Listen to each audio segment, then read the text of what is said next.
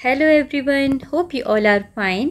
आज हम class 5 TWAU जिसको आप EVS भी बोलते हैं, इसका second chapter journey of a river इसे शुरू कर रहे हैं। इसे समझेंगे क्या है, इसमें क्या बताया गया है रिवर के बारे में, और इसमें आने वाले क्वेश्चंस को हम सॉल्व करेंगे। तो चलिए शुरू करते हैं। चैप्टर का नाम जैसे है journey of a river. Journey मतलब होती है यात्रा। किसकी यात्रा है ये? रिवर की, और रिवर मतलब नदी। तो यहाँ पर हम नदी की यात्रा के बारे में पढ़ेंगे, मतलब ये नदी कैसे सफ़र करती है, ठीक है, कैसे कहाँ से शुरू होती है, कैसे आगे बढ़ती है और आखिरी में जाकर कहाँ पहुँचती है। यहाँ पर कुछ लाइंस दी हुई हैं। Where I begin where I flow. मैं कहाँ से शुरू होती हूँ और कहाँ बहती हूँ। I have no feet, but I travel far, through fields and forests, under moon and star. I quench your thirst and help plants grow. From mountains to sea, I quietly flow. तो इन lines में बोला गया है I have no feet, मेरे पैर नहीं हैं, but I travel far, फिर भी मैं बहुत दूर तक ट्रैवल करती हूँ, यात्रा करती हूँ। थ्रू फील्ड्स एंड फॉरेस्ट्स, मैदानों से होकर, जंगलों से होकर, अंडर मून एंड स्टार्स, चंद्रमा के नीचे, तारों के नीचे, मतलब रात को भी मैं ट्रैवल करती हूँ, दिन में भी ट्रैवल करती हूँ। आई क्विंच योर थर्स्ट, थर्स्ट मतलब होता है प्यास, क्विंच मतलब बुझाना, मैं आपकी प्यास बुझाती हूँ। एंड हेल्प प्लांट्स ग्रो, और पेड़ों को बढ़ने में मदद करती हूँ। फ्रॉम माउंटेन टू सी, पहाड़ों से लेकर समंदर तक। आई क्वाइटली फ्लो, मैं धीरे धीरे चुपचाप, क्वाइटली मतलब चुपचाप, फ्लो करती हूँ, बहती हूँ। हु एम आई, मैं कौन हूँ? Yes I am a river, मैं एक नदी हूँ। तो यहाँ पर ये जो लाइन्स हैं वो कौन बोल रही? नदी बोल रही है अपने बारे में, और फिर पूछ रही है कि मैं कौन हूँ? मैं एक नदी हूँ। I am Godavari. What is the name of this river? इस नदी का नाम क्या है? Godavari. My journey begins high up in the Western Ghats at Trimbakeshwar in Maharashtra. अब ये नदी अपने बारे में बता रही है, गोदावरी नदी, कि मेरी जो यात्रा है वो कहाँ पर बिगिन होती है। बिगिन्स मतलब शुरू होती है। High up in the Western Ghat in Maharashtra, Maharashtra में वेस्टर्न घाट है, वहाँ पर त्र्यंबकेश्वर नाम की जगह है, वहाँ से मेरी यात्रा शुरू होती है। अब वेस्टर्न घाट कहाँ पर है, मैप में आपको दिखाते हैं। तो देखिए इस मैप में ये है इंडिया का मैप, और यहाँ पर है ये वेस्टर्न घाट, ठीक है। तो ये वाला जो एरिया वेस्ट साइड का है, मैप में आपको पता है दिस साइड इज़ ईस्ट, इसको हम ईस्ट बोलते हैं। इस तरफ वेस्ट होता है, ऊपर नॉर्थ है और नीचे साउथ होता है ना।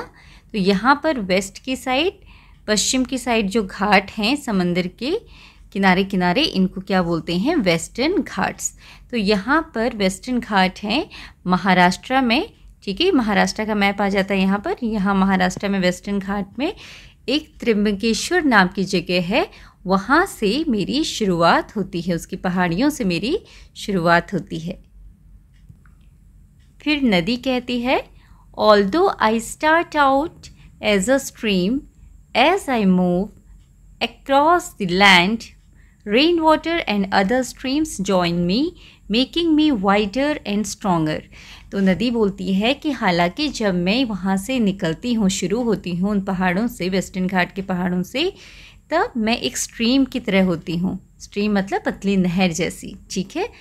As I move across the land, लेकिन जैसे ही मैं ज़मीन को पार करते हुए आगे बढ़ती हूँ, रेन वाटर, बारिश का पानी, एंड अदर स्ट्रीम, और दूसरी जो नहरें हैं वो जॉइन हो जाती हैं मेरे साथ, making me wider and stronger, और वो मुझे और चौड़ी और स्ट्रॉन्गर, मजबूत बनाती हैं। The small streams joining are my tributaries, और जो वो स्ट्रीम्स हैं जो मुझ में जुड़ती हैं और मुझे चौड़ी बनाती हैं, वो क्या हैं? मेरी ट्रिब्यूटरीज, उनको ट्रिब्यूटरीज बोला जाता है, ठीक है, जो उससे जॉइन हो रही हैं। एग्जाम्पल के लिए हम समझते हैं, मान लीजिए पहाड़ हैं वेस्टर्न घाट के, ठीक है, और यहाँ से नदी निकलती है, यहाँ से नदी निकलती है और ये बोलती जब मैं निकलती हूँ तब मैं पतली होती हूँ, ठीक है, पतली रहती है स्ट्रीम की तरह, इस तरीके से।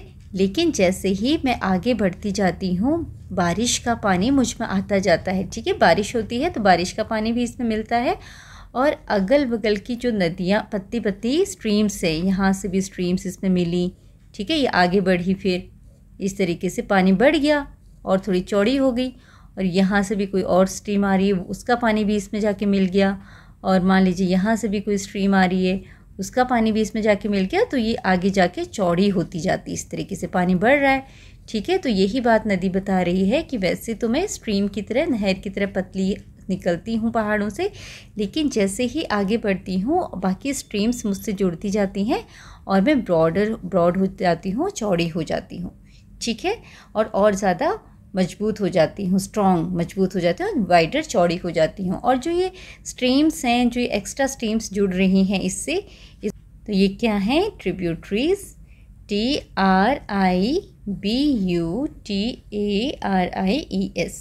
इनको ट्रिब्यूटरीज बोला जाता है। तो यहाँ पर जितनी भी आपको ये पतली पतली स्ट्रीम्स दिख रही हैं ये गोदावरी की ट्रिब्यूटरीज हैं, ठीक है। I travel 1465 kilometers before joining the Bay of Bengal.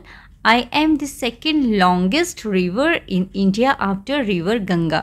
तो यहाँ पर गोदावरी नदी बोल रही है कि before joining the bay of Bengal, जो गोदावरी नदी है वो आखिरी में जाकर कहाँ मिल जाती है, बे ऑफ बंगाल। इससे पहले चैप्टर में आपको बताया था बंगाल की खाड़ी, बे ऑफ बंगाल कहाँ है। इस तरीके से अगर हम भारत का मैप देखें नीचे की तरफ, तो यहाँ पर बे ऑफ बंगाल है ना, बंगाल, और गोदावरी जो है यहाँ पर वेस्टर्न घाट से निकलती है और इस तरीके से बहते हुए आगे बे ऑफ बंगाल में मिल जाती है। तो वो ये बोल रही है कि मैं कितना ट्रैवल करती हूँ, 1465 किलोमीटर, मतलब जहाँ से वो निकली और जहाँ बे ऑफ बंगाल तक गई तो वहाँ टोटल डिस्टेंस जो वो कवर करती है वो कितना है, 1465 kilometres, okay. And this Godavari is the second longest river in India after river Ganga. India में सबसे लंबी नदी कौन है, रिवर गंगा, गंगा नदी, और उसके बाद सेकंड नंबर किसका आता है, गोदावरी का। तो ये आपको पता होना चाहिए, Godavari is the second longest river in India. और यहाँ पर आपको एक प्यारी सी पिक्चर दी है, देखो कैसे ये नदी निकल रही है स्ट्रीम की तरह पहाड़ों से, है ना, पतली पतली, और नीचे आके ये और चौड़ी होती जाती है, इसमें और पानी मिलता जाता है तो ये और वाइड हो जाती है, ब्रॉड, ठीक है। तो देखो यहाँ पर नदी आके चौड़ी हो गई, इस तरीके से नदियाँ आगे बढ़ती हैं। Now look at the image given below and answer the following question. नीचे आपको एक इमेज दी हुई है, आपको इसको देखना है और जो क्वेश्चंस आपसे पूछे गए हैं उनके आंसर्स आपने देने हैं, ठीक है। तो यहाँ पर क्वेश्चन क्या है, पहले पिक्चर में देख लीजिए क्या क्या है। पिक्चर में गोदावरी नदी ये पहाड़ से निकल रही है, आगे बढ़ी, ठीक है, इसमें एक ट्रिब्यूटरी मिल गई, मांजीरा लिखा हुआ है, फिर उसके बाद इंद्रावती, ये भी ट्रिब्यूटरी मिल गई इसकी, उसके बाद यहाँ से और नदियाँ आ रही हैं जो पतली पतली, फिर सबरी आई, ओके, ये भी नहर है छोटी, और लास्ट में जाके यहाँ पर बे ऑफ बंगाल में मिल गई नदी। और उसके बाद यहाँ पर कुछ स्टेट्स के नाम लिखे हुए हैं, उड़ीसा, महाराष्ट्र, तेलंगाना, आंध्र प्रदेश, छत्तीसगढ़, ओके। तो ये, और यहाँ पर क्या क्या हैं, नेशनल पार्क हैं, पेंच नेशनल पार्क, देन यहाँ पर Coringa wildlife sanctuary, then Kawal tiger reserve, इस तरीके से ये सब दिए हुए हैं। Brahmagiri hills of Western Ghat है, त्र्यंबकेश्वर, जहाँ से ये वेस्टर्न घाट पर ये क्या है, हिल्स का नाम दिया हुआ है। तो ये तो हो गया आपका पिक्चर जो दिया हुआ है। अब क्वेश्चन क्या है, name the states that Godavari flows through. उन राज्यों के नाम बताइए जहाँ से गोदावरी होकर निकलती है। तो गोदावरी नदी एक तो महाराष्ट्र से निकलती है, और कहाँ कहाँ से गुजरती है, महाराष्ट्र हो गया आपका, तेलंगाना हो गया, उसके बाद उड़ीसा हो गया, छत्तीसगढ़ हो गया। तो इस तरीके से ये आगे बढ़ती जाती है। तो यहाँ पर कौन कौन से स्टेट हैं जहाँ से ये नदी होकर जाती है? Maharashtra, Telangana, Andhra Pradesh, Chhattisgarh and Orissa. Okay, now next is name a dam and a wildlife sanctuary along the length of Godavari. Godavari जहाँ से होकर जाती है वहाँ पर कौन सा डैम है और कौन सी वाइल्ड लाइफ सेंचुरी है? तो डैम यहाँ पर दिखाया है, ये गोदावरी नदी है ना, यहाँ से जा रही है। इसके आसपास कौन सा डैम है? ये एक ये वाला डैम है, इसका नाम है पोलावरम डैम। तो ये हम यहाँ पर लिख देंगे Polavaram dam. And wild life sanctuary कौन सी है? Coringa wildlife century. तो यहाँ पर Polavaram dam and Coringa wildlife century आप लिखेंगे। Next is which other small river join Godavari in its journey. तो ये स्मॉल रिवर जो कि इसकी ट्रिब्यूटरीज हैं वो कौन सी नदियाँ हैं छोटी छोटी जो इसको ज्वाइन करती हैं इसकी जर्नी में? तो यहाँ पर लिखा हुआ है, देखो, एक मंजीरा, MANJIRA मंजीरा, इंद्रावती एंड सबरी। ठीक है, तो ये 3 नाम आप यहाँ पर लिख सकते हैं। So in this way you can write the name of the river Manjira, Indravati and Sabari. Now next is there are fascinating stories about me, many from the Ramayana and the Puranas. I am called Dakshin Ganga because I flow through southern India and am regarded as sacred. तो यहाँ पर नदी बोलती है कि मेरे बारे में बहुत ही फैसिनेटिंग स्टोरीज़ हैं। फैसिनेटिंग मतलब आपको मोहित करने वाली, आकर्षक करने वाली, ठीक है, आकर्षित करने वाली कहानियाँ हैं। Many from the Ramayana and the Purana, जो हमारी रामायण है, जो हमारा धर्म ग्रंथ हैं, रामायण हमारी किताबें हैं, पुराण, इनमें मेरे बारे में बहुत सारी मोहित करने वाली कहानियाँ लिखी हुई हैं। आई एम कॉल्ड दक्षिण गंगा, मुझे दक्षिण गंगा कहा जाता है because I flow through southern India, क्योंकि मैं इंडिया के सदर्न पार्ट से बहती हूँ। मतलब ये साउथ में बहती है, इंडिया का जो पार्ट है सदर्न पार्ट, यहाँ से गोदावरी बहती है इस तरीके से, और ये गंगा के बाद दूसरी बड़ी नदी है, तो इसको दक्षिण गंगा भी बोला जाता है। And am regarded as sacred, और इसको बहुत ही पवित्र माना जाता है, जैसे गंगा नदी को हम बहुत पवित्र मानते हैं। सेक्रेड मतलब पवित्र, ठीक है। In places like Nashik near where I begin, people come from all around to take a dip in my holy waters, especially during events like the Godavari Pushkaram.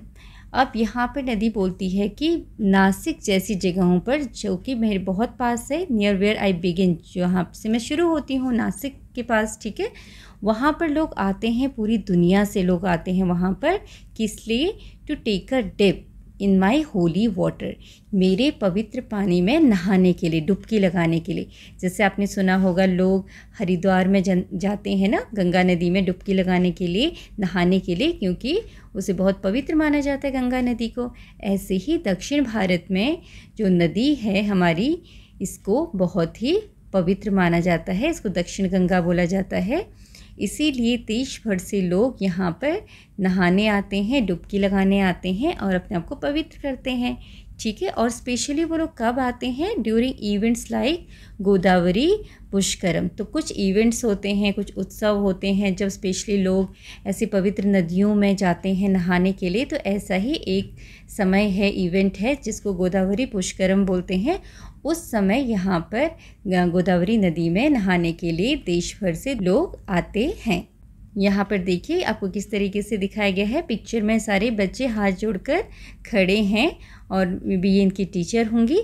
तो साथ में सब नदी को प्रणाम कर रहे हैं, क्योंकि नदी बहुत पवित्र होती है, नदियों से हमें बहुत कुछ मिलता है। तो इसलिए नदी क्या है? एक पवित्र चीज़ है, जिसका हम सबको सम्मान करना चाहिए। आगे है द लाइफ आई होल्ड, मतलब मैं जो जीवन अपने में धारण करती हूँ, मेरे अंदर जीवन है, ठीक है। किन किन चीज़ों को मैं हेल्प करती हूँ, किस किस लाइफ को मैं हेल्प करती हूँ अपने पानी से, इसके बारे में इसमें बताया गया है कि मेरे अंदर कितना जीवन है, ठीक है। I flow all year round which makes me a perennial river. अब यहाँ पर नदी बोलती है I flow all year round, मैं पूरे साल बहती हूँ, which makes me a perennial river, जिसकी वजह से मैं एक पेरिनियल रिवर हूँ। अब पेरिनियल क्या होता है? तो पेरिनियल रिवर वो नदियाँ होती हैं जो पूरे साल बहती रहती हैं बिना रुके बिना सूखे, वो किसी भी मौसम में सूखती नहीं हैं, चाहे गर्मी हो और बारिश हो या फिर सर्दी हो, कोई भी मौसम हो, ये नदियाँ सूखती नहीं हैं, इनमें हमेशा पानी रहता है। Some rivers flow only when they receive water in the rainy season, which makes them seasonal river. और कुछ नदियाँ होती हैं जिसमें पानी केवल कौन से मौसम में आता है? बारिश के मौसम में, जो रेनी सीजन में ही बहती हैं, क्योंकि उनको बारिश से पानी मिलता है और उसी समय बहती हैं। उन नदियों को हम बोलते हैं सीजनल रिवर, सीज़न के हिसाब से वो बहती हैं रेनी सीजन में। तो दो तरह की नदियाँ होती हैं, एक वो जो पूरे साल भर कंटिन्यूसली क्या करती हैं, through out the year flow करती रहती हैं, बहती रहती हैं, उनको पेरिनियल रिवर बोलते हैं। और जो केवल रेनी सीजन में फ्लो होती हैं उनको क्या बोलते हैं? Seasonal river. ओके, मौसमी नदियाँ। I pass through rich forest full of wildlife including the tiger, barking deer, the Indian golden gecko and the famed red sandalwood trees. You have learned in the last chapter that freshwater sources like me are home of many plants and animals. तो यहाँ पर नदी बोलती है कि मैं कहाँ कहाँ से होकर जाती हूँ। आई पास थ्रू रिच फॉरेस्ट, बहुत ही जो घने फॉरेस्ट होते हैं जिसमें बहुत सारे पेड़ पौधे लगे होते हैं और जहाँ बहुत सारी वाइल्ड लाइफ हैं, मतलब बहुत सारे एनिमल्स हैं, बर्ड्स हैं। उनमें कौन कौन से एनिमल्स, बर्ड्स हैं यहाँ पर उसने बताया है? टाइगर होते हैं वहाँ पर, बार्किंग डियर हैं, इंडियन गोल्डन गेको हैं and famed red sandalwood trees हैं, चंदन की लकड़ियाँ भी हैं। ठीक है, चंदन, जो चंदन है उसके पेड़ भी हैं उस जंगल में। You have learned in last chapter that fresh water sources like me are home of many plants and animals. और आपने ये पिछले चैप्टर में भी पढ़ा है कि जो फ्रेश वाटर सोर्सेज होते हैं वो बहुत सारे प्लांट्स के, एनिमल्स के घर होते हैं, है ना। बहुत सारे प्लांट्स, एनिमल्स वो कहाँ रहते हैं? पानी के आसपास, तालाबों, झरनों के आसपास, जहाँ पर उनको पीने के लिए पानी मिलता है और खाने के लिए खाना भी मिल जाता है। ठीक है, इसीलिए बहुत सारे एनिमल्स और प्लांट्स पानी के आसपास ही रहते हैं। When I reach the sea, जब मैं समुद्र में पहुँचती हूँ, I spread out into many small streams. मैं बहुत सारी स्ट्रीम्स में स्प्रेड हो जाती हूँ, फैल जाती हूँ। दैट फॉर्म अ डेल्टा, जो कि एक डेल्टा बनाता है। My fresh water meets the salty sea there, और वहाँ पर मेरा फ्रेश पानी, जो मीठा पानी है, वो सॉल्टी पानी में बदल जाता है ना, वो सॉल्टी सी में जाके मिल जाता है। This place is called the Coringa mangrove forest where my journey ends. और ये जगह क्या कहलाती है? कोरिंगा मैनग्रोव फॉरेस्ट, जहाँ पर मेरी यात्रा ख़त्म हो जाती है। तो नदी ये बोल रही है कि समंदर में गिरने से पहले मैं कई स्ट्रीम्स में डिवाइड हो जाती हूँ।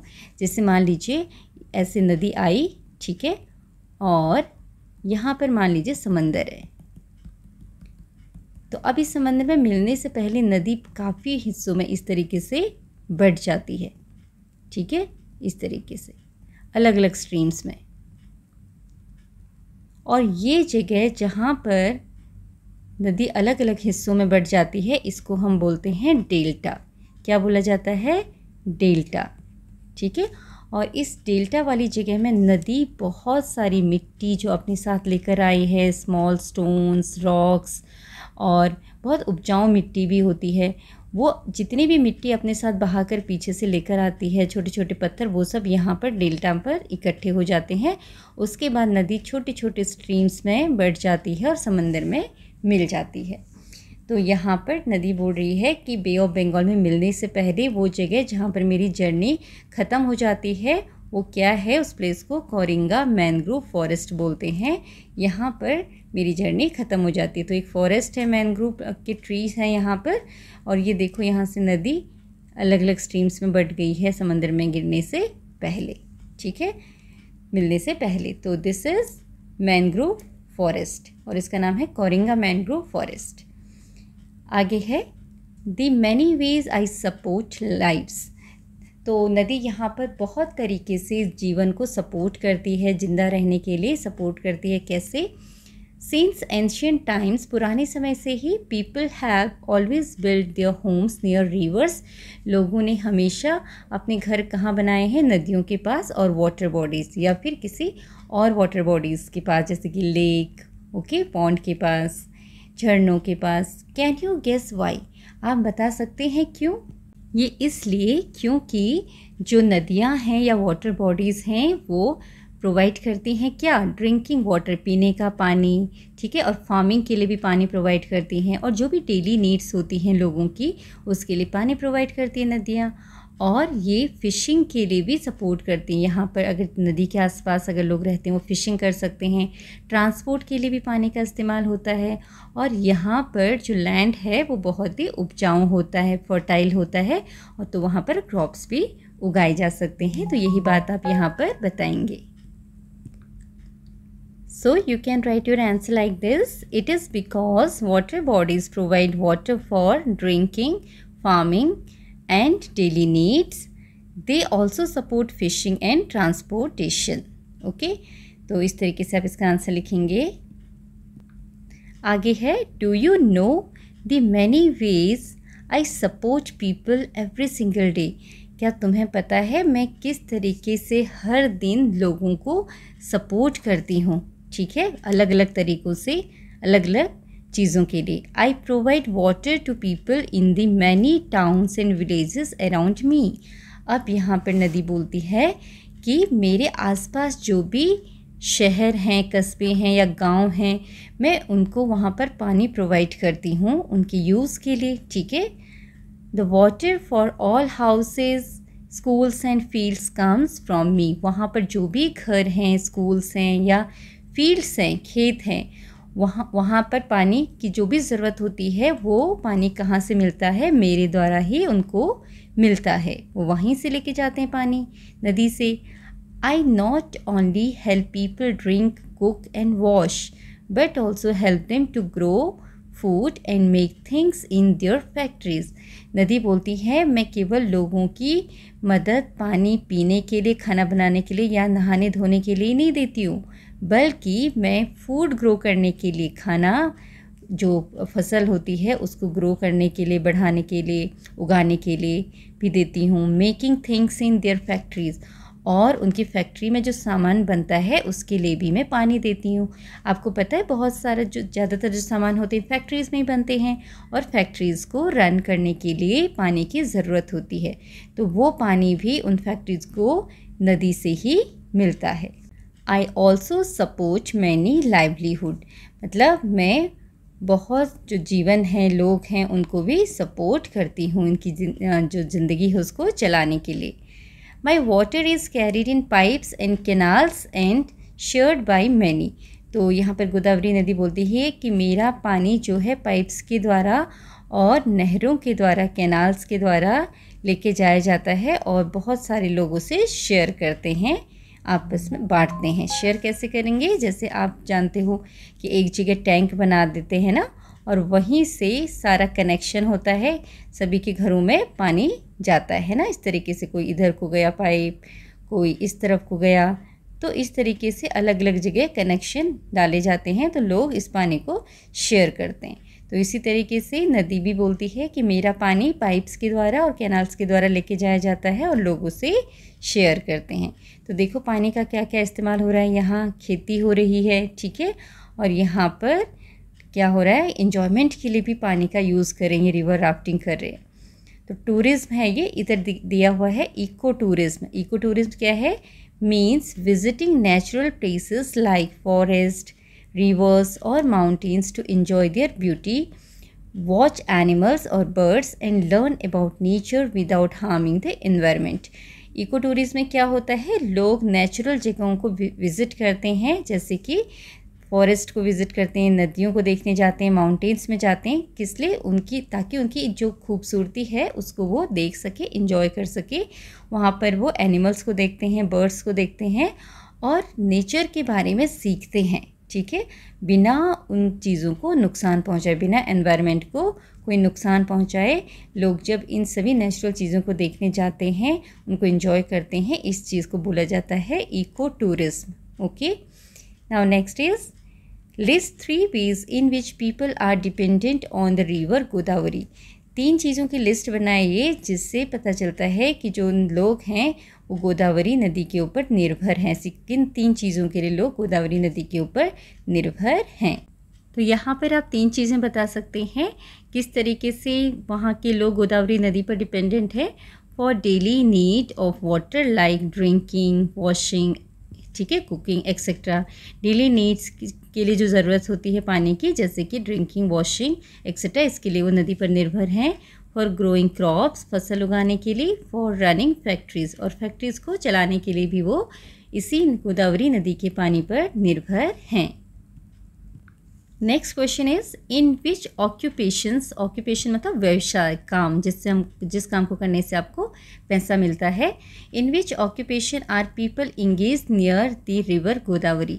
गोदावरी नदी के पास लोग किन कामों में इंगेज रहते हैं, कौन से काम करते हैं जिससे उनको पैसे मिलते हैं, ठीक है, ताकि वो अपना जीवन चला सके। तो एक तो क्या हो जाएगा, growing crops that is farming, और फिशिंग, नदी है तो फिशिंग भी होगी।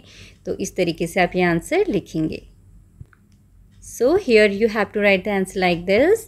Near the river Godavari people are engaged in farming, farming करते हैं वो, फिशिंग, बोटिंग एंड ट्रांसपोर्टेशन, मतलब नाव भी वो चलाते हैं और ट्रांसपोर्ट करते हैं चीज़ों को, ठीक है, एक जगह से दूसरी जगह पानी के द्वारा, नदी के द्वारा वो ट्रांसपोर्ट करते हैं। So you can write like this. Next is which crops do you see growing near the Godavari. Godavari के पास आपको कौन सी फसल दिखाई देती है कि वहाँ के लोग कौन सी फसल उगाते हैं। तो गोदावरी नदी के पास, जैसे नदी है, पानी तो बहुत है, तो जहाँ पर पानी होता है वहाँ पर एक तो राइस की खेती की जाती है, ठीक है, पैडी उगाया जाता है, and sugar cane also grow in this area. So you can write here. तो आप इस तरह से आंसर लिख सकते हैं, we can see rice and sugar cane growing near the Godavari. और कहीं कहीं पर यहाँ पर कॉटन भी उगाया जाता है, that also you can write. Next is which crops grow in your region. आपके इलाके में कौन से क्रॉप्स उगाए जाते हैं। Where does the water for irrigation come from, और वहाँ पर सिंचाई के लिए पानी कहाँ से आता है। तो ये आपके वहाँ पर जो क्रॉप्स उगाई जाती हैं उनके नाम आप यहाँ पर लिखेंगे, और सिंचाई के लिए पानी कहाँ से आता है वो भी आप यहाँ पर बताएंगे। तो आप इस तरह से आंसर लिख सकते हैं। ये एक एग्जाम्पल है, मैंने अपने वहाँ का लिखा है, जैसे in my region the main crops grown are wheat, rice, rice मतलब धान, पैडी बोलते हैं उसे, शुगर केन, मस्टर्ड एक्सेट्रा, ये सब चीज़ें उगती हैं। The water for irrigation comes mainly from canals and tube wells, और यहाँ पर इरीगेशन के लिए, सिंचाई के लिए पानी मेनली कहाँ से आता है, ज़्यादातर कैनाल्स, नहरों से, और ट्यूबवेल से। अंडरग्राउंड वाटर को निकाला जाता है ट्यूबवेल की मदद से, और उसी से सिंचाई होती है। Next is make a poster, ये एक्टिविटी है, आपने करना है। Make a poster in your classroom showing all the ways river help people, include drawing of homes, farms, boats, fisherman and more. तो यहाँ पर आपने पोस्टर बनाना है अपने क्लासरूम के लिए, और जिसमें दिखाना है कि जो नदियाँ हैं वो लोगों की किस तरीके से मदद करती हैं। तो इसमें आपको जो भी समझ में आए अपने हिसाब से आप इसमें अच्छी तरीके से ड्राइंग करेंगे। तो आज के वीडियो में यहाँ तक ही हम करेंगे, आगे की जो एक्सरसाइजेस हैं वो हम नेक्स्ट वीडियो में कवर करेंगे। तो यहाँ तक आपको जो भी समझाया गया है, आई होप आपको अच्छी तरीके से समझ में आया होगा। Thank you for watching.